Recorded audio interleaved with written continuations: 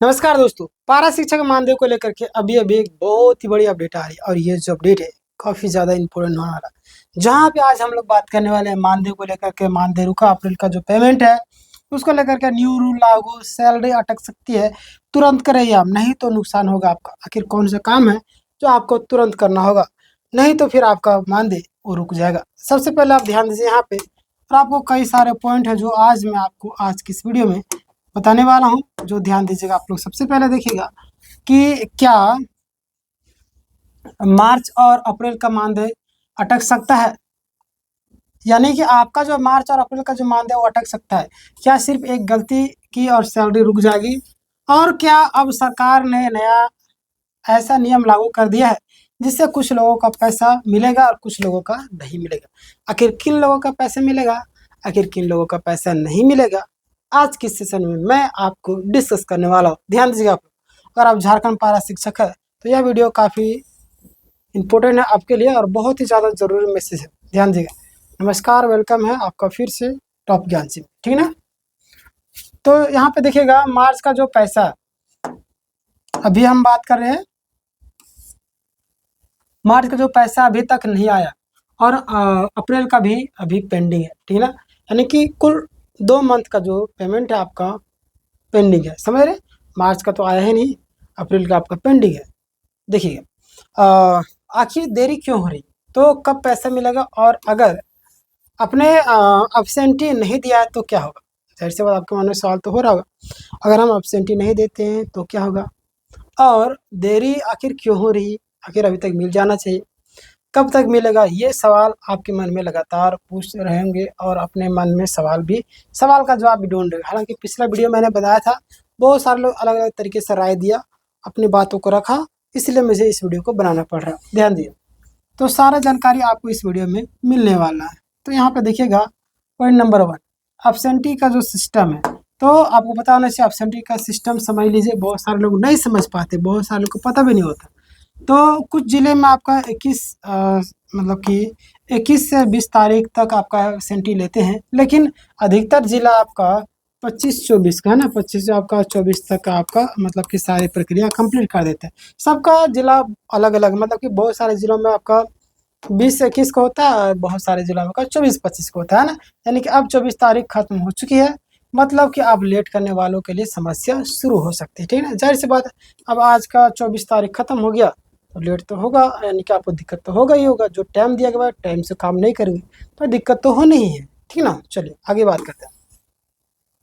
Point number 2, सबसे बड़ा बदलाव कि पहले क्या होता था और अब क्या होगा। तो अगर हम बात करें एक दो जिलों, मतलब एक दो ज़िले उसमें लेट होते थे और पूरा झारखंड लेट हो जाता, समझ रहे। और जाहिर सी बात है एक दो ज़िले लेट होंगे तब पूरा सिस्टम ही लेट होगा। कोई व्यक्ति, अभी देखिए आपका कक्षपाल विज्ञापन के लेकर हम बात करें तो एज रिलैक्सेशन के लिए छात्र गए तो पूरा विज्ञापन आप कोर्ट कचहरी में चला गया, समझ रहे। और देखिए आपका एज रिलैक्सेशन को लेकर के भी मामला वहाँ चल रहा है। झारखंड पुलिस का विज्ञापन को लेकर के बात करें तो उसमें अब दौड़ का जो समय सीमा उसको चेंज कर दिया गया है ना। पहले 10 किलोमीटर था, अब 1600 मीटर कर दिया।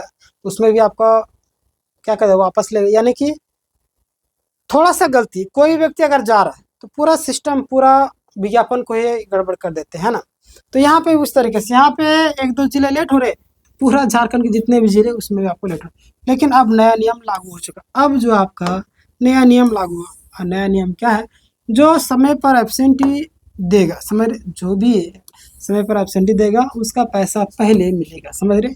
जो भी लोग एब्सेंटी का जो पैसा वो पहले देंगे उनका पहले मिलेगा, जो लोग लेट करेंगे उसका मानदेय अटक सकता है ना। तो आज से आप लोग सबक सीख लीजिए, आपका एब्सेंटी वो लेट नहीं होना चाहिए, ठीक है ना। चलिए आगे बात करते हैं। अब पहले आओ पहले पाओ सिस्टम लागू हो गया, यानी कि जो पहले आएगा वो पहले पाएगा। क्लियर।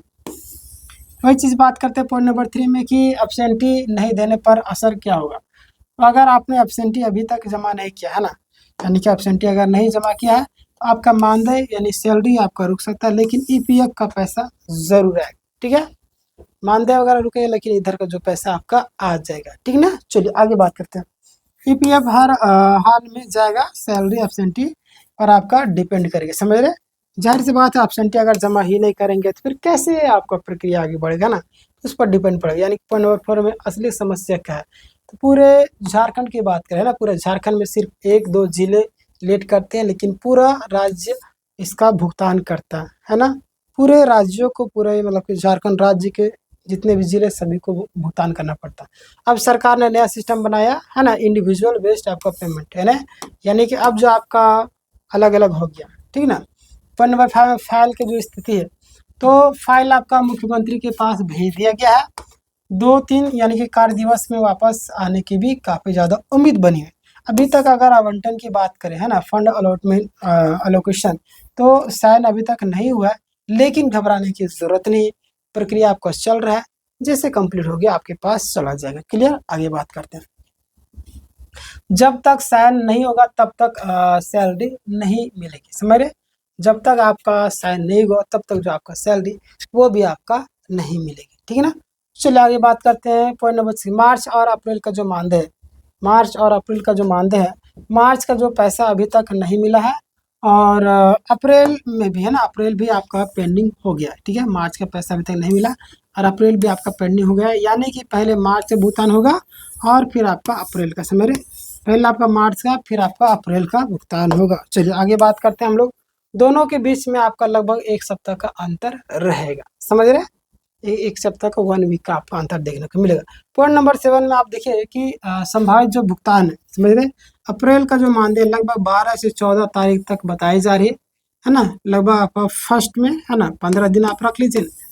और मार्च का जो पैसा है ना, उससे पहले या साथ में भी आ सकता है, ठीक है। इस चीज़ का आप देखिए, सिस्टम है, सिस्टम में कुछ भी हो सकता है, ठीक ना, तो आ सकता है। आगे बात करते हैं। तो पॉइंट नंबर 8 देखिएगा, सबसे ज़रूरी सलाह आपके लिए, महीने का जो आपका काम खत्म होते ही सबसे पहले एब्सेंटी जमा ज़रूर कीजिएगा, समझ रहे। एब्सेंटी जमा नहीं करेंगे तो आपको दिक्कत होगा। किसी भी तरह के लापरवाही ना करें, आपकी लापरवाही हज़ारों लोगों को नुकसान का सामना करना पड़ता है, ठीक ना। चलिए, नहीं करने पर सैलरी आपका रुक सकती है, ठीक ना। तो 2 महीने का जो नुकसान वो भी आपका हो जाएगा।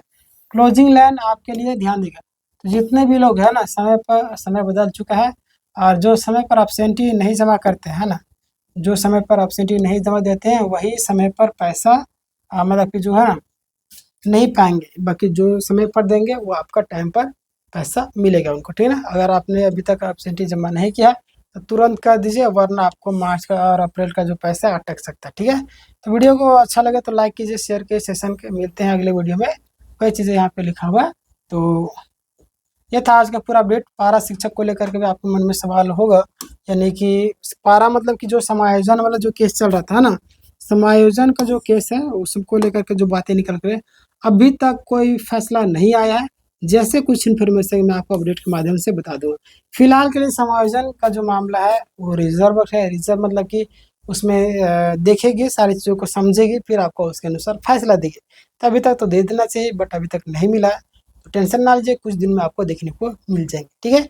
इस वीडियो को ग्रुपों में शेयर करिए ताकि सभी के पास इन्फॉर्मेशन पहुंच सके, और वीडियो को लाइक कर दीजिएगा, सेशन को शेयर कर दीजिएगा, ठीक है ना। अभी आप जेटेड की तैयारी कर रहे होंगे तो क्लासेस हमारे यहाँ पे शुरू हो चुका है, आप रेगुलर क्लासेस कर सकते हो, ठीक है। धन्यवाद।